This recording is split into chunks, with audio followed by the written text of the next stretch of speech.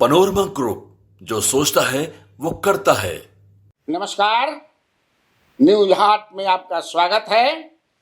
मैं कन्हैया भेलारी।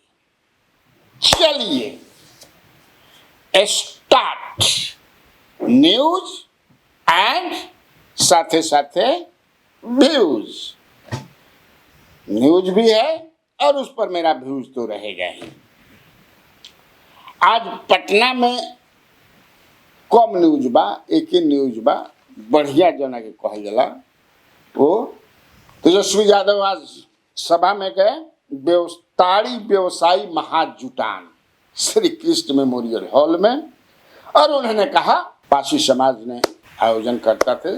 बिहार भर से पासी समाज के लोग बड़ी संख्या में आए थे, जहां तेजस्वी यादव ने कहा कि अगर हमारी सरकार बनेगी तो शराबबंदी के ब्रैकेट से ताड़ी को मैं मुक्त कर दूंगा, आजाद कर दूंगा। शराबबंदी के लिस्ट में ताड़ी भी है। और वहां के जो लोग आए थे उन्होंने कहा कि बड़ी हमनी के परेशानी बा, ये दादा भूखे मरत नहीं जाए। तो ये अब समझ रहे कि चुनाव आ रहा है, जातीय गोलबंदियां हो रही हैं, नेता जौन बा अपना अपना पक्ष में करे के डिफरेंट कास्ट के जात के लोग लगल बा। तो तेजस्वी यादव ने भी भाषण दिया। क्या भाषण दिया, 1-2 मिनट दिखा देंगे, आप सुन लीजिएगा। और हम आप लोगों को विश्वास दिलाना चाहते हैं, आप लोग अगर एकजुट होइएगा, एकजुट होकर के इस 25 में हम लोग अपना सरकार बनाएंगे। और सरकार बनेगा तो सबसे पहले हम लोग जो है ताड़ी को शराबबंदी कानून से बाहर करने का फैसला करेंगे, निर्णय लेंगे।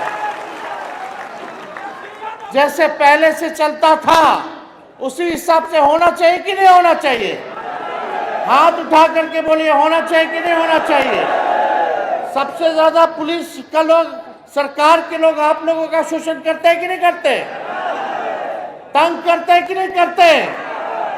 सबसे ज्यादा नुकसान आपको हुआ है कि नहीं हुआ है?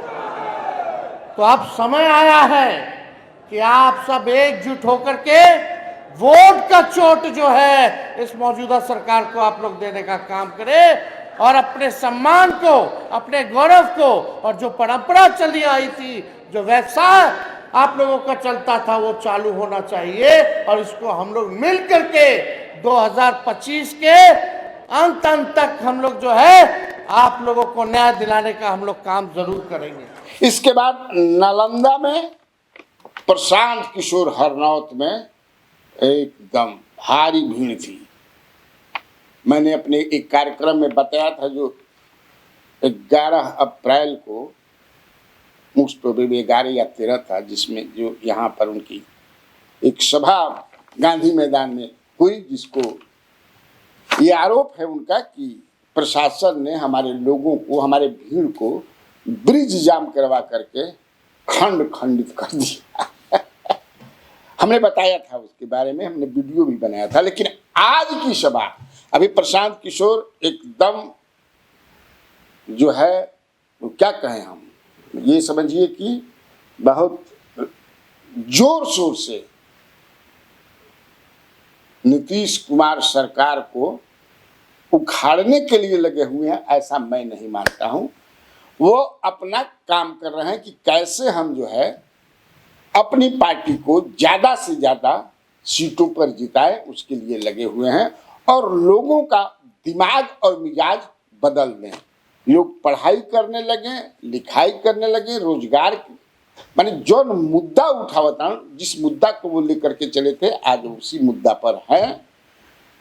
और मैंने जैसा बताया कि हरनौत में वो बड़ी सभा आज की, बड़ी भीड़ थी, जहां उन्होंने लोगों से हाथ उठवा करके कहवाया कि आपको बच्चों को पढ़ाना है कि नहीं पढ़ाना है, और जो पढ़ाई की स्थिति है और किस तरह से भ्रष्टाचार बढ़ गया है, इसी 2 पर फोकस ज्यादा उन्होंने किया। और लोग बड़ा रिस्पॉन्सिव भी थे। एक घोषणा भी उन्होंने, प्रेस कॉन्फ्रेंस भी किया, जो घोषणा किया उन्होंने कि 11 मई को नीतीश कुमार का जो पुश्तैनी गांव है, जो पैतृक गांव है कल्याण बिगहा, वहां से हस्ताक्षर अभियान में शुरू करूंगा और हस्ताक्षर स्वयं रहेंगे, हस्ताक्षर कराएंगे कि देखिए आपके गांव के जो लाल हैं और जो प्रधानमंत्री नरेंद्र मोदी के लाडला सीएम हैं वो किस तरह से बिहार में जो भ्रष्टाचार बढ़ा है कैसे उसके दोषी हैं, वो टुकु टुकु ताक रहे हैं और भ्रष्टाचार बढ़ गया है। शिक्षा पीक्षा सब बोलबा का बोल रहा हूँ, 2-4-5 मिनट ये सुना देंगे कि आपके बच्चों के लिए पढ़ाई रोजगार कैसे होगा। सारे लोग हटाओ के जरा सोच के बताइए, आपके गांव पंचायत में और कुछ हो या न हो, आप सभी के बच्चों के लिए बढ़िया पढ़ाई और रोजगार का व्यवस्था होना चाहिए या नहीं होना चाहिए? हाथ उठाकर सबको बताना है, हाथ उठाइए, हाथ उठाकर बताइए होना चाहिए कि नहीं होना चाहिए? होना चाहिए, होना चाहिए। हम नहीं सिखाए, आपने देखा जितने साथी, जितने माताएं, बहनें, भाई बहन आए हैं, चाहे आप पढ़े लिखे हैं या अनपढ़, हिंदू है या मुसलमान, अगड़े हैं या पिछड़े, महिला है या पुरुष, युवा है या बुजुर्ग, सबने कहा कि न भैया पढ़ाई और रोजगार का व्यवस्था तो होना ही चाहिए। इतनी समझ बिहार में हर आदमी को है, यहाँ सभा में बैठा हर आदमी ये जानता है कि अगर आपके बच्चे के लिए पढ़ाई और रोजगार हो जाए तो कोई मुखिया बने, कोई विधायक बने, कोई मुख्यमंत्री बने, कोई प्रधानमंत्री बने, नीतीश बने, लालू बने, मोदी बने, अगर आपके बच्चे के लिए पढ़ाई रोजगार हो गया तो आपका जीवन सुधर जाएगा। ये बात आपको पहले से पता है। अब आपको दिखाते हैं आपके बढ़ाने का कारण। सब लोग अपने अपने बच्चों का जरा चेहरा याद कर लीजिए, हर आदमी अपने अपने बच्चों का चेहरा याद कीजिए और अपने बच्चों के नाम पर एक बात ईमानदारी से बताइए, आप में से किसने जीवन में एक बार भी अपने बच्चों के पढ़ाई रोजगार के लिए वोट दिया है? देखिए हम की जनता को देखिए, चुप। ये ज्ञान की भूमि है नालंदा, यहाँ पर बैठा हुआ हर आदमी आपने कहा कि न भैया पढ़ाई रोजगार तो होना ही चाहिए, लेकिन आप में से किसी ने आज तक अपने बच्चों के पढ़ाई रोजगार के लिए वोटे नहीं दिए। और कोई खड़ा होकर कहेगा कि ए भैया इसका क्या गारंटी है कि पढ़ाई रोजगार के लिए वोट देंगे तो हम लोग को पढ़ाई रोजगार मिलेगा? बिहार में तो सब नेता चोरे हैं, किसको हम लोग वोट दें कि हमारे बच्चों को रोजगार पढ़ाई मिलेगा? अभी 2 मिनट में आपको दिखाएंगे जादू। वोट चाहे किसको भी दीजिए, आपके बच्चों को रोजगार पढ़ाई कैसे मिलेगा ये अभी आपको जादू दिखेगा। दूसरे सवाल का ईमानदारी से जवाब दीजिए। आज तक आपने, आप सबको हाथ उठाकर जवाब देना है जो सवाल पूछेंगे, आज तक आपने जिन नेताओं को, जिस दल को भी वोट दिया, उन नेताओं ने आपके और आपके बच्चों के पढ़ाई रोजगार के लिए कोई काम किया है कि नहीं किया है? हाथ उठाकर बताइए, नाम सबका वीडियो में रिकॉर्ड होना चाहिए, हाथ उठाकर बताइए किया है कि नहीं किया है? किया है कि नहीं किया है? किया है कि नहीं किया भाई? नहीं किया है ना, हम नहीं बोले।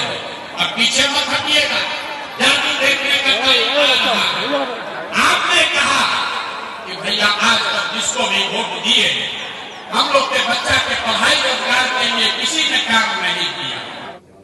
11 तारीख से पार्टी का एक बहुत बड़ा अभियान हम लोग जो शुरू करने वाले हैं, उसकी शुरुआत भी नालंदा नीतीश कुमार जी के गांव कल्याण बिगहा से ही मैं करूंगा। वो इसलिए कि जो पार्टी का कार्यक्रम 11 मई से शुरू हो रहा है, उसके 3 महत्वपूर्ण बिंदु हैं, तीनों ही नीतीश कुमार जी से जुड़ा हुआ है। पिछले 3-4 वर्षों में आपने सुना, देखा, चर्चा करी जातीय जनगणना की। तो जिस जातीय जनगणना का रिजल्ट 2 अक्टूबर 2023 में आया, 7 नवंबर 2023 को विधानसभा के पटल पर रखा गया। 24 नवंबर 2023 को नीतीश बाबू ने घोषणा की कि जातीय जनगणना के आधार पर करीब करीब 94 लाख परिवार, जिनको पिछले 25-30 साल में विकास की यात्रा में जो लोग छूट गए हैं, उन परिवारों को 2 लाख रुपए प्रति परिवार के दर से मदद दी जाएगी। ये घोषणा नीतीश बाबू ने विधानसभा में की, उनके ट्विटर के हैंडल पर भी है, आप लोगों को भी पता है। उसके बाद 2 बजट बीत गया, अभी तक किसी को 1 रुपया भी नहीं मिला। उस पर सरकार ने कोई चर्चा नहीं की। कई बार जब हम लोग बिहार में घूमते हैं, लोग कहते हैं कि नालंदा में बहुत काम हुआ है, तो इसलिए मैंने तय किया कि भाई जो 2 लाख रुपया उनको प्रति परिवार देना है, कल्याण बिगहा नीतीश, नालंदा भी नहीं, कल्याण बिगहा नीतीश बाबू के गांव चलकर देखें कि क्या किसी को 2 लाख रुपया मिला है कि नहीं। तो 11 मई को मैं आऊंगा और कल्याण बिगहा से इसकी शुरुआत करूंगा। मैं बात करता हूँ थोड़ा मांझी जीतन राम मांझी भी पाकिस्तान के खिलाफ जो उन्होंने कहा है कि बहुत बड़ी कार्रवाई नरेंद्र भाई मोदी करेंगे। पीओ उन्होंने ये भी कहा कि अब समय आ गया है कि पाकिस्तान ऑक्युपाइड कश्मीर को लिबरेट किया जाए। कुछ लोग जो मांग कर रहे हैं जांच की, तो जांच की क्या जरूरत है? साफ दिखता है कि पाकिस्तान का हाथ है। जीतन राम मांझी ने कहा, जो केंद्रीय मंत्री हैं और हम के सर्वे सर्वा हैं। 2 मिनट उन्होंने अंग्रेजी में जो संदेश दिया समूचे संसार को, लोगों को, वो समझने योग्य है। उन्होंने साफ कहा कि मैं बिहार के धरती से संसार के लोगों से बात कर रहा हूँ, आगाह कर रहा हूँ कि जो पहलगामा में उन लोगों ने कायरनामा हरकत किया है, उसको हम ऐसा दंड देंगे जिसकी कल्पना वो भी नहीं कर सकते हैं। सर्जिकल स्ट्राइक हुआ था, तो सर्जिकल स्ट्राइक पुरानी बात हो गई, इससे वो लोग संभल गया है। लेकिन ऐसा स्ट्राइक यहाँ से होगा कि जो संभल गए हैं लोग, उसका कुछ नहीं चलेगा। और हम तो यही समझते हैं और कहेंगे कि इस कायरनामा हरकत उन्होंने किया है, उसका एक ही उपाय है। अभी तो सिंधु जल के संधि को छोड़े हैं, इससे वहाँ के लोगों को क्या सामत आ रही होगी समझने का चीज़ है। 2 महीना में वहाँ प्यासे लोग मर जाएंगे।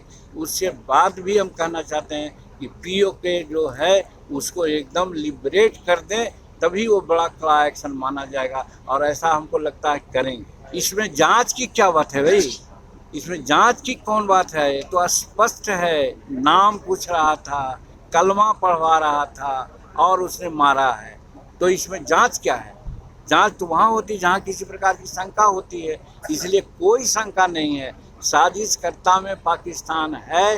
पाकिस्तान आज संसार में जो आतंकवादियों को पनाह देने वाला सबसे प्रमुख राष्ट्र बन गया है। उपेंद्र कुशवाहा की जो पार्टी है RLM, राष्ट्रीय लोक मोर्चा, 3 दिवसीय चिंतन शिविर वाल्मीकि नगर में होता, सबके पता भाई। आज दूसरा दिन है। अभी कल जो है भाषण होगा उपेंद्र कुशवाहा का, अंतिम दिन कल है। लेकिन एगो बात ओजा समझे वाला बा कि जे भी वक्ता ओजा भाषण दिल है, वो बड़ा ओकरा अंदर में जो एगो होला ना, बेचैनी, गुस्सा, उपेंद्र कुशवाहा से बड़ी उम्मीद है। और चूंकि वहाँ RLM के लगभग क्या, मैंने जो पता किया, हमारा डुबंत दस्ता जो वहाँ है वो कहा कि 475 डेलीगेट्स आए हैं यहाँ पर वाल्मीकि नगर में। और गाड़ी के समझ कि से एकदम 250-300 समझ कि 4 चक्का आयल बा ना, एकदम नाश्ता समय पर मिलता, भोजन समय पर मिलता। नेपालो समझ कि टप के उन्हें घूम लेता नहीं जा, बड़ी मजा बा।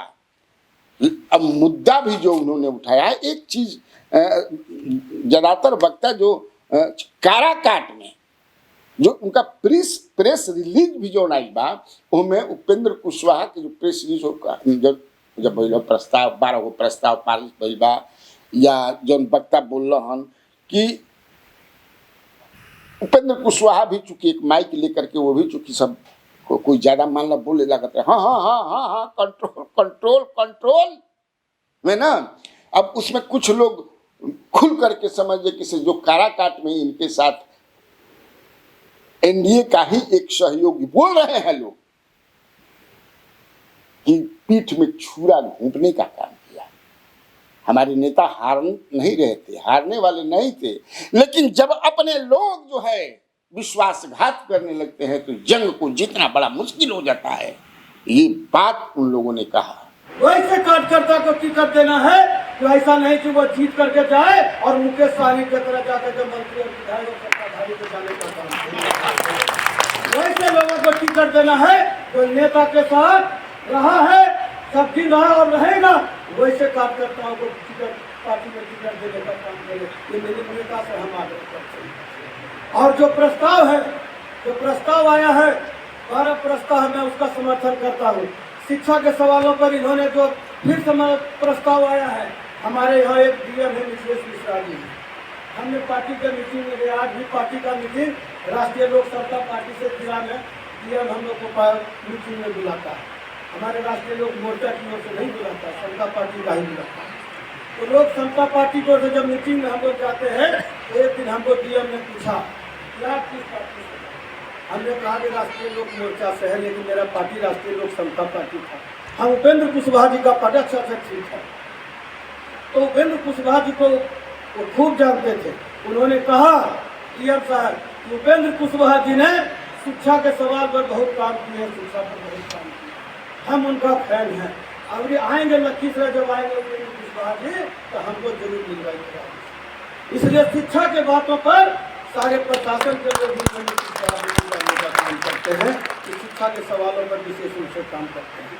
हम लोग को बिहार में भूमिका उतनी मजबूत ढंग से नहीं हुआ है जो कि बिहार में हम लोग को मजबूत किला बना सके। मित्रों, जब तक हम लोगों को बिहार में हम लोगों का किंग मेकर के रूप में जब तक हम लोग स्थापित नहीं होंगे, हमारे बिहार के जितने भी कार्यकर्ता और साथी और हमारे साथ जितने भी जनता जुड़े हुए हैं वह आपके साथ फिर नहीं आने का काम करेंगे जब तक हम लोग बिहार में मजबूती के साथ किंग मेकर के रूप में जब तक हम उठेंगे नहीं, हमारे नेता उभरेंगे नहीं। ये उपेंद्र कुशवाहा भी कल जो और बीच बीच में बोल रहे हैं और वक्ताओं ने फोकस जो किया कि भाई हम लोगों को किंग मेकर बनना चाहिए। यहाँ अभी हम किंग मेकर की भूमिका में नहीं है। जब तक हम किंग मेकर की भूमिका में नहीं रहेंगे तब तक से बात नहीं बनेगी, हमको बनना है। और उन लोगों ने बड़ा आश्चर्य और दुख व्यक्त किया कि 20 सूत्री जो बना है पूरे राज्य भर में, चाहे ब्लॉक का हो चाहे जिला का जो भी है, उसमें हम लोगों को सम्मानजनक हमारी भागीदारी नहीं है। जब हम दोयम दर्जे के एक तरह से सहयोगी हैं ऐसा प्रतीत होता है। ट्रीटमेंट भी इसी तरह से किया जा रहा है। मैं बता रहा था कि काराकाट को लेकर के उपेंद्र कुशवाहा ने भी कहा और लोगों ने भी कहा कि जो गलतियां दोहराई गई काराकाट में, अगर उसकी मरम्मती नहीं हुई, अगर ओकरा के ठीक ठाक ना करी गई तो बहुत बड़ा घाटा हुई मगध में और शाहाबाद में। इस बार भी होगा, इस बार उससे ज्यादा होगा। जो हुआ था आपको लोकसभा में उससे ज्यादा होगा, ये उन्होंने कहा। तो देखिए, आरएलएम का जो चिंतन शिविर है उसकी समाप्ति कल है। उपेंद्र कुशवाहा का भाषण जो होगा उस भाषण से एक क्लियर मैसेज जाएगा। क्या वो मैसेज देते हैं कल हम बताएंगे। तो ठीक, आज के लिए इतना काफी है। तो बिहार में बहार है और आप लोगों को कन्हैया बेलारी का नमस्कार है।